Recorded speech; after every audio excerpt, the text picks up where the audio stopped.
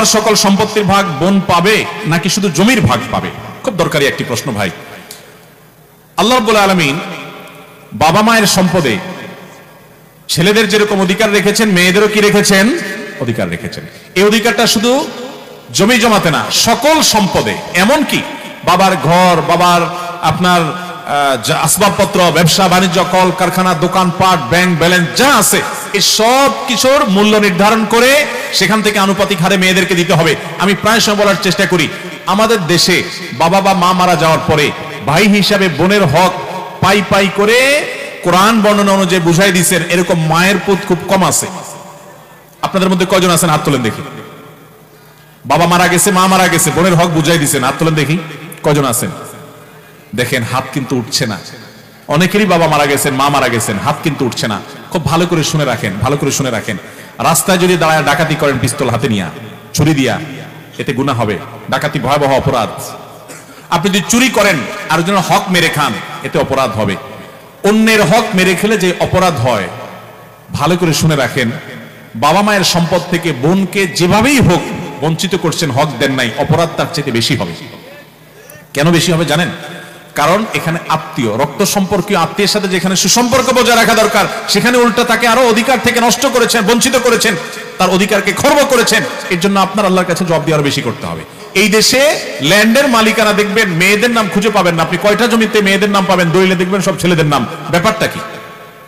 ব্যাপার হলো ভাইরা বোনদের হক মেরে খাওয়ার জন্য জাল হাদিস বানাইছে। বলে যে বাবার বাড়ির সম্পত্তি মেয়েরা নিলে তাদের এটা সয় না।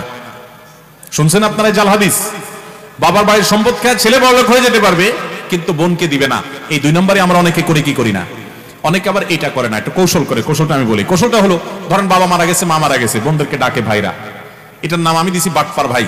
এই বাটপার ভাইরা ডেকে বলে, এখন বোন দেখো, বাবা তো যা রেখে গেছে দেখছো, বাবার জন্য অনেক পয়সা করে আমি খরচ করা লাগছে, অসুখ বিসুখ ছিল, আর তোমাদেরকে তো বিয়ের সাথে দিচ্ছি, সামনেও দেখাশোনা করা লাগবে, বোন বাগিনা আসো। এখন তোমাদের তো এখানে কোরআন হাদিস অনুযায়ী আপনার হক আছে। মৌলভী সাহেব বলছে যেটা দিতে হবে, আল্লাহ কোরআনে বলছেন ফরিদাতুম মিনাল্লাহ, আল্লাহর নির্ধারণ, এটা দিতে হবে। এখন তোমরা কি বলো? এমন ভাবে উপস্থাপন করে বোনরা চিন্তা করে বাবার বাড়ি বিটায় উঠে দাঁড়াইতে হবে, এসে পা রাখতে হবে, এখানে একটু বেড়াইতে আসতে হবে, এখানে নানি পোতা আছে, বাবা মার স্মৃতি আছে, আসতেই হবে। যদি ভাগে নিয়ে যাই, ভাই ভাবি তো আর তাকায়ও কথা বলবে না, তো দরকার হলেও বলে থাক ভাই, দেওয়া লাগবে না, আমরা খুশি। এই 2 নম্বরই করা হয় কি হয় না? মেয়েদের সাথে 2 নম্বর এটা এখানে না, বাসর রাত থেকে শুরু হয়। বাসর রাতে ওই যে চলা অঙ্কের মোহর ধরে মেয়ের বাপরা বোকার মতো পায় না 10 টাকাও ধরে 10 লাখ টাকা। তো ছেলেও কম বাট পান না, বাসর ঘরে যায় বউরে বলে দেখো মোহর তো 10 লাখ ধরছে, আল্লাহর রহমতে কয়দিন পরে ইটালি চলে যাব, কত 10 লাখ আসবে, সবই তো তোমার। এখন তুমি অনুমতি না দিলে তো আমি সামনে আগাইতে পারি না, তুমি কি বলো? এবার মেয়েরাও বোকা, সহজ সরল আমাদের দেশে, বলেছে আরে বলেন কি, টাকা দিয়ে আমি কি করবো, সেসব লাগবে না, সে মাফ করে দেয়, ব্যাস ছেলে পার পায় গেল আর কি। এই বাটপারি মেয়েদের সাথে ওই বাসর রাত থেকে শুরু হয়, বাবা মার সম্পদ পর্যন্ত ফুফু হয়ে গেছে। কয়জন মায়ের পুত আছেন বলতে পারবেন আমার দাদা সম্পদ দেয় নাই, বঞ্চিত করছে, চাচারা দেয় নাই, বাপেরা দেয় নাই, আমি ভাতিজা হিসাবে ফুফুদেরকে ডেকে হক বুঝাই দিছি। এরকম আছেন মায়ের পুত? খুব একটা নাই এ দেশে। ভাইরা আমার, নামাজ পড়তে পড়তে কপালে দাগ ফেলানো এটা সহজ, রোজা রাখতে রাখতে পেটকে ক্ষুধার্ত করে ফেলা এবং পিঠের সাথে লাগাই ফেলা সহজ। অনেক আমল করা এদেশে অনেক সহজ, কিন্তু বাবা মার সম্পদে বোনদের অধিকার কোরআনের বর্ণনা অনুযায়ী পাই পাই করে বুঝাই দেবো, এক ফোঁটাও রাখবো না। তারা না নিলে জোর করে দেবো এবং দেওয়ার সময় বলবো বোন এটা নিতে তুমি হেজিটেশন করো না, তুমি এটা নাও। বাবার সম্পদে তোমার ভাগ নেওয়ার মানে এই না যে তোমার সাথে আমার সম্পর্ক শেষ হয়ে গেল। ভাই বোন, ভাই বোন রক্তের সম্পর্ক চিরকাল থাকবে। এই ভিটা তোমার, চিরকাল আসবা, বাবা মার স্মৃতি, এখানে তুমি সারা জীবন আসবা, আমি তোমার বাড়িতে যাব। এই হক নেওয়ার সাথে তোমার সাথে আমার সম্পর্ক শেষ হওয়ার কোনো সম্পর্ক নাই, তুমি 100 বার আসবা, এটা নিয়ে যাও। এটা বুক ফুলায় বলার মতো বাই হওয়ার চেষ্টা করবেন তো ইনশাআল্লাহ। মনে রাখবেন, অন্যের হক মেরে মানুষ কখনো পয়সাওয়ালা হয় না ভাই, এই জমিন রেখে চলে যেতে হবে।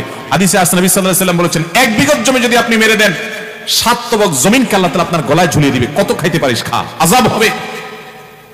দুনিয়া থেকে নিতে পারবেন না কাপনে কাপড় ছাড়া কিছু, সব রেখে যেতে হবে। কাপনে কাপড়ের পকেট নাই, কাপড়ের পকেট নাই, কিছু নিয়ে যেতে পারবেন না, সব রেখে যেতে হবে। কার জন্য তাহলে 2 নম্বরই করবেন? কিয়ামতের ময়দানে এই বোন আল্লাহর কাঠ গড়ায় আপনাকে আসামি করে দাঁড় করিয়ে আপনার বিরুদ্ধে বিচার চাইবে এবং বিচার করবেন আল্লাহ তাআলা। তো সেদিন দিতে পারবেন না, আমল দিয়ে দিতে হবে। তার আগে দুনিয়াতে বোনদের হক দেব তো ইনশাআল্লাহ।